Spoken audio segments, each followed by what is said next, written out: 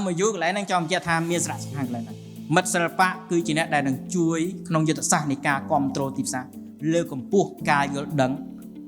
នៃការជួញដូរក៏ដូចជាឧបករណ៍រ៉ែងធុក្នុងទីផ្សារជូនទៅដល់អ្នកដែលជាអ្នកគ្រប់គ្រងទាំងអស់នេះគឺជាសក្តានុពលដ៏ធំមែនទែនយើងខ្ញុំជួយមិត្តសិល្បៈវិញតាមរយៈការផ្ដល់នៅការបណ្ដុះបណ្ដាលផ្ដល់នៅរូបមន្ត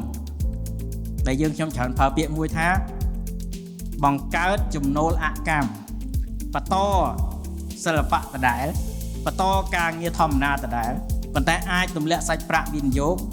ជាប់ពីការងារសិល្បៈបើកតែទូរស័ព្ទឃើញថាចំណេញឬក៏ខាតប៉ុន្តែជំរាបថាមានតែចំណេញមានតែខាតដែរកន្លែងនេះហើយដែលអ្នកញ៉ាលោកលើអំពីការបន្តបណ្ដាលហើយយើងខ្ញុំនឹងរៀបចំពួកចង់ឲ្យមិត្តសិល្បៈជួយប្រាប់ថានឹងល្អតើតែឆ្លងកាត់ខ្លួនឯងថាវាល្អចង់ប្រាប់គេថាជួញដូរយ៉ាងម៉េចតើឆ្លងកាត់ខ្លួនឯងថាជួញដូរនឹងយ៉ាងដូចម្ដេច